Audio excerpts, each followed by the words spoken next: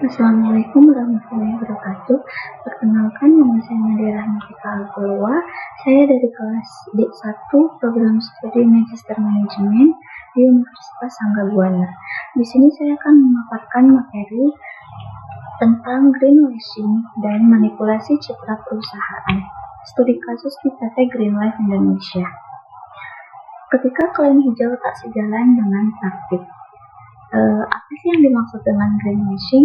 Greenwashing adalah tindakan menyesatkan publik dengan mengklaim praktik ramah lingkungan yang sebenarnya tidak dijalankan secara konsisten. Klaim ramah lingkungan kini menjadi strategi pemasaran paling banyak digunakan untuk menarik konsumen dan investor berorientasi ESG. Ketika klaim tidak didukung praktik nyata, yang terjadi adalah greenwashing, penyesatan publik atas praktik keberlanjutan. Makalah ini menganalisis kasus PT Greenlife Indonesia melalui pendekatan multi-teori, fraud, etika bisnis, tata kelola, dan kepatuhan. Ringkasan kasus PT Greenlife Indonesia, produsen air minum dalam kemasan yang selama 5 tahun mengkampanyekan slogan 100% ramah lingkungan melalui CSR penghijauan dan klaim kemasan daur ulang penuh. Temuan investigasi media. Yang pertama, lebih dari 80% limbah plastik perusahaan tidak pernah benar-benar didaur ulang. Yang kedua, perusahaan tetap bermitra dengan pemasok yang membuang limbah ke sungai. Yang ketiga, sustainability report hanya menampilkan data positif dan menyembunyikan pencemaran. Dampak setelah temuan viral, menurunkan harga saham, boikot konsumen, penarikan investasi, investigasi resmi pemerintah, serta direksi berdalih tindakan masih dalam batas wajar. Semua itu adalah mencerminkan lemahnya kesadaran etika di level tertinggi. Identifikasi masalah pelanggaran etika bisnis. Yang pertama, klaim pemasaran menyesatkan, slogan 100% ramah lingkungan tidak didukung fakta operasional. Yang kedua, manipulasi informasi material. Sustainability report dipakai sebagai alat pencitraan, bukan akuntabilitas. Yang ketiga, kelalaian tanggung jawab lingkungan. Pembiaran pemasok membuang limbah menunjukkan lemahnya pengawasan rantai pasok. Yang keempat, kegagalan integritas pelaporan. Data tidak lengkap dan tidak diverifikasi independen, melanggar prinsip ESG. Rasionalisasi manajemen puncak. Direksi menganggap wajar mencerminkan lemahnya tempat tetap.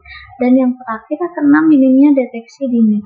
Pelanggaran terungkap lewat media, bukan sistem internal atau whistleblowing.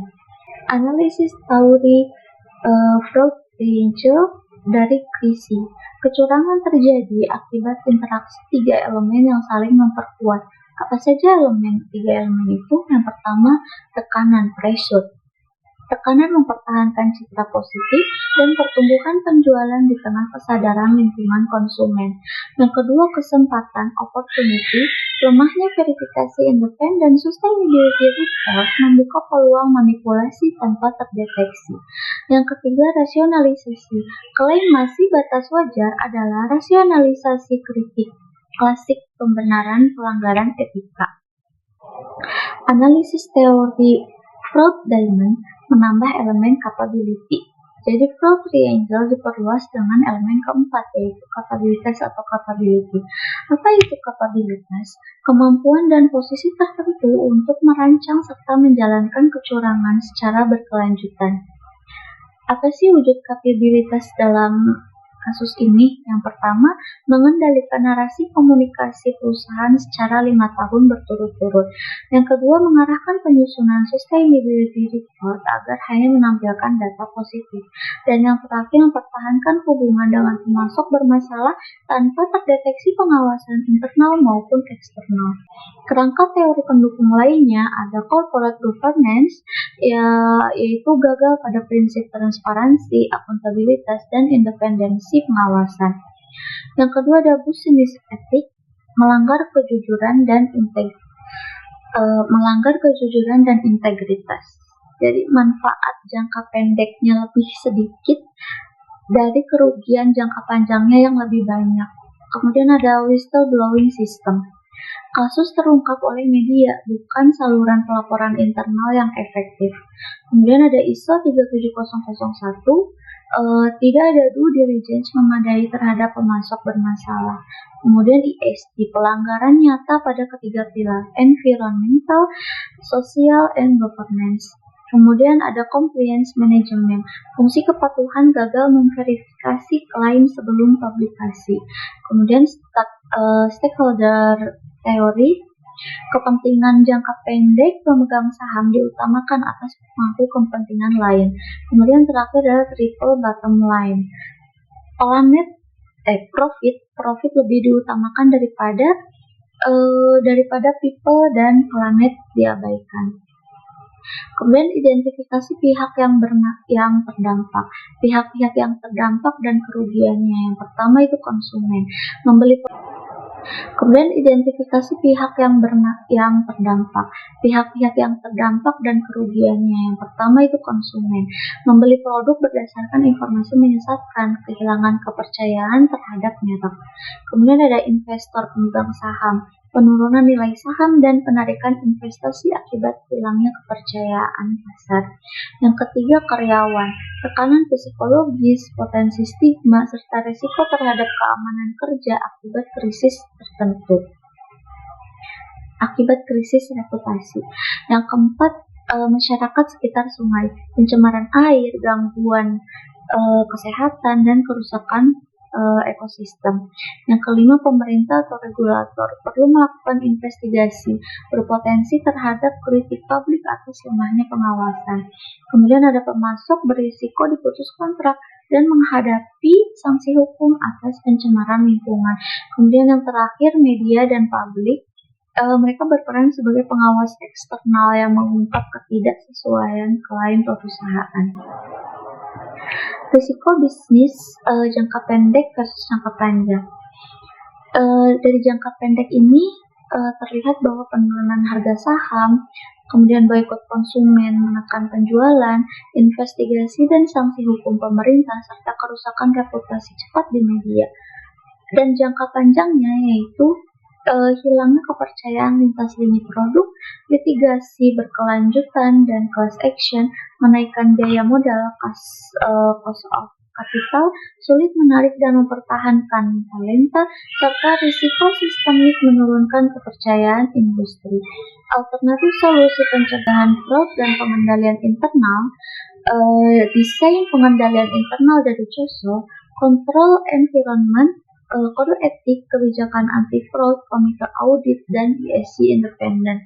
Kemudian ada risk assessment, evaluasi berkala risiko, lingkungan, dan reputasi. Kemudian kontrol aktivis, verifikasi berlapis, dan pemisahan tugas penyusun dan sampai penelaah laporan.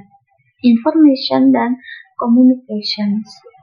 Saluran pelaporan internal transparan bagi karyawan dan mitra, monitoring aktivis, audit internal eksternal berkala termasuk audit lingkungan pemasok. Kemudian strategi pencegahan fraud. Yang pertama ada verifikasi independen atas seluruh klaim dan sustainability report. Yang kedua, due diligence berkala terhadap pemasok mengacu ISO 37001, mekanisme deteksi dini via audit internal lingkungan berkala, kemudian perkuatan out the top melalui keteladanan integritas direksi. Strategi implementasi roadmap tata kelola bisnis yang beretika.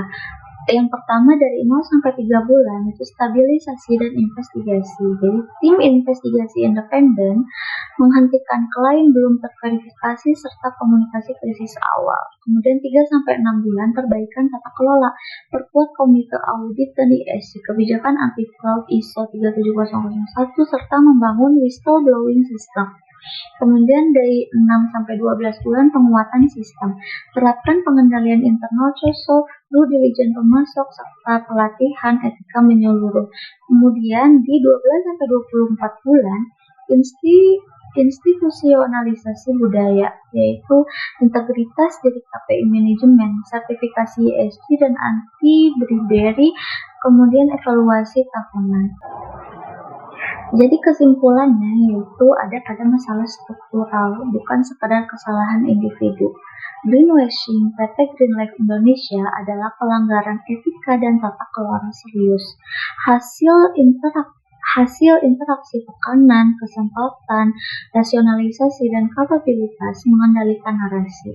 Perusahaan gagal menyeimbangkan kepentingan stakeholder dan mengabaikan dimensi people dan planet demi profit jangka pendek. Pemulihan berkelanjutan menuntut transparansi segera, penguatan pengendalian internal, dan institusionalisasi budaya etika jangka pendek. Tanpa perubahan mendasar pada struktur tata kelola dan budaya organisasi, risiko pelanggaran serupa akan tetap tinggi. Sekian, terima kasih. Wassalamualaikum warahmatullahi wabarakatuh.